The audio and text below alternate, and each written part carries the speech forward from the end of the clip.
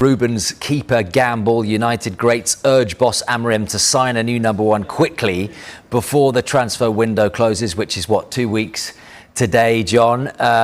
It was a very sort of Manchester United under Sir Alex Ferguson press conference, wasn't it? His reaction to questions about Altay Bayindir's mistake, not the first mistake that Bayindir has made, which cost Manchester United in that game. How does this play out now with Mr. Donnarumma lurking in the wings available?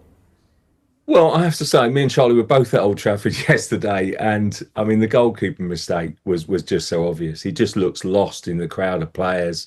It was so reminiscent, and it was of that game at Spurs in the League Cup last season.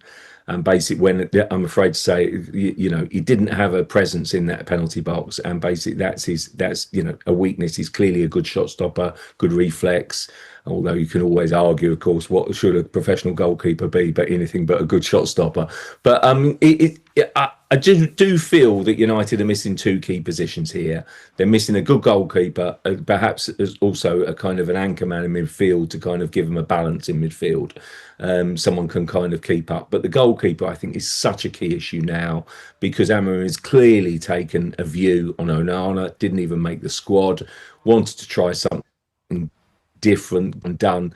And basically, I noticed that Wayne Rooney on his sort of kind of podcast was decrying that it would be crazy for United not to move for Donnarumma, who's obviously available at PSG and surplus to requirements. I think he's got his heart set on Manchester City, well stocked for goalkeepers. So basically, they've got loads, and United just need one. Look, I think I was really impressed in many ways with United. Yesterday, I like their new front three, but all of that good work is going to be undone unless they sign a top keeper. And basically, that would make all the difference. On that paper, the Metro, they're using a picture of Emi Martinez, aren't they? Basically, obviously, Miss Villa's opener through suspension, but his actions towards the end of last season, he appeared to be saying farewell. So what does the future hold for him? I can't believe that Villa would want to entertain losing such a key player, but United have got to sign someone with real gravitas. They found money elsewhere to strengthen elsewhere. Honestly, I think they're going to have a hard season unless they sign a keeper of some note before the end of the transfer window. And several clubs in Italy are interested in signing Rasmus Hojlund. AC Milan sporting director Iglitare said that Rasmus Hojlund is a good option as they push to sign the striker in this window. But, Michael, they are not the only Italian club that are interested in Hojlund. Well, look, this is potentially good news for Manchester United because now we know that Napoli have identified Rasmus Hojlund as a potential target after news yesterday of Romelu Lukaku's injury. Now, this is according to our colleagues in Italy. Now, Lukaku could be out for at least 3 months with a thigh problem. I cannot begin to imagine what Antonio Conte is now saying to the Napoli board. But there's a few things we know here now. One is that we didn't know all summer that Rasmus Hojlund's future under Ruben Amorim. He did pretty well in pre-season, Rasmus Hojlund. Yeah. However, doesn't seem to matter anymore. Didn't feature in their final pre-season game against Fiorentina. Didn't feature against Arsenal. So he is part of those players now who aren't required anymore. So now, is it a perfect time for Manchester United? They see interest from Napoli and, of course, from AC Milan. You do feel that he's heading back to Serie A, where we know he's done ever so well in the past. Yeah, they do. They rate him there, don't they, in Italy? He wasn't part of the matchday squad against Arsenal. I know he said before, I want to stay and fight for my place. But if you're in his position and you see that you're not involved in the matchday squad in the first big game of the season, do you then start thinking, my time here might be up? Yes, absolutely, yeah. I think him not being involved at all, not even off the bench, and not even involved in the matchday squad, that kills your confidence, to be honest with you. I think the biggest thing for Hojlund and Ruben Amorim and Manchester United is the conversation that is, and I think I would be very clear. It would depend on this conversation. If I'm Hojlund, I'm going to the manager and say, listen, how much have you got planned for me this year? Am I on the bench? If I am, no problem. For me, I think Hojlund stays there. If he has some kind of guarantee saying he's going to be involved. I wonder if the conversation has been, no, you're kind of, we need you to move on. If that's the conversation, then he has to move on for sure. But for me, I think he's a young man, 22. I think he's got so much more to learn. I would do it at Manchester United because I think it's a great place right now with the quality players they've brought in. I think it's a perfect place for him to develop and continue his development. We're not going to play very much. The key is people sometimes, yes, you look at playing time, but if Cunha, Mbeumo, Bruno Fernandes, Šeško is coming, you've got great players. Every single day you're learning off.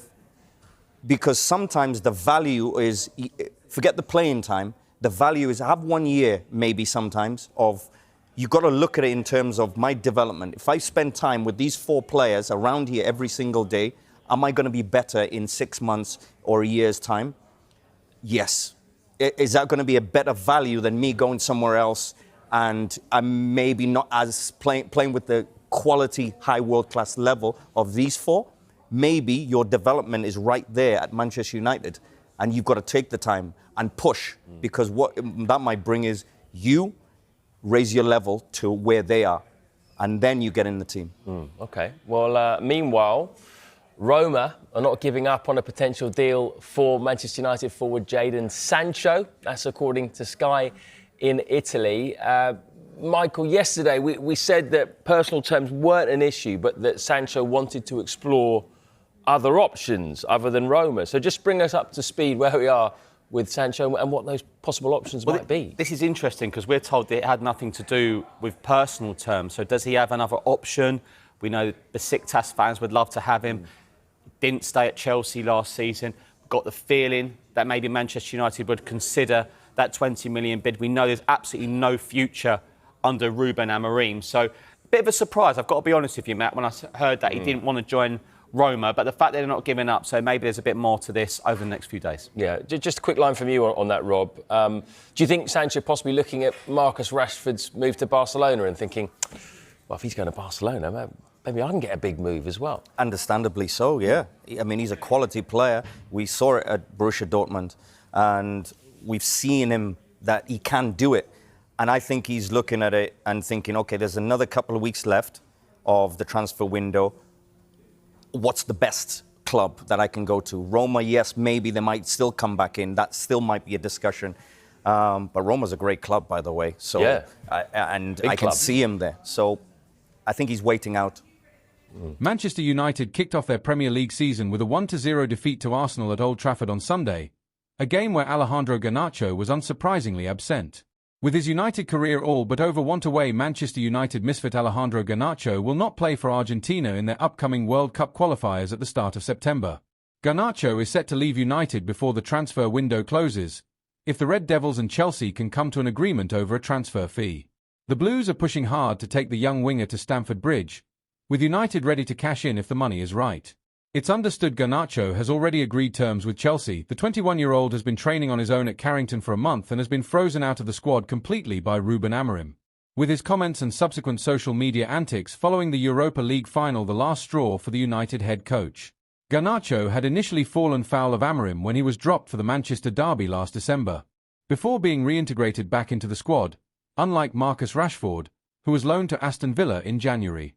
Now he has been left out of the Argentina squad for the World Cup qualifying fixtures with Venezuela and Ecuador next month. Garnacho, who made his international debut as a teenager in 2023, was a consistent selection by boss Lionel Scaloni in 2024, but has been left on the outside looking in during 2025. During United's pre-season tour of the United States, Amorim was asked whether it was a shame it hadn't worked out with Garnacho and himself. He said, "I think Garnacho you can understand and you can see, he's talented. He's a really talented boy. And sometimes things don't work out. You cannot explain specifically what it is. But I have the feeling, I think it's clear that Garnacho wants a different thing with a different leadership. And I can understand that. So I think it's not a problem. Sometimes you adapt to one guy. You have the connection. Other times, you want a new challenge. So, we try to make everything okay to all the parts. To the club, to the coach and to the players. So, it's a natural thing in football.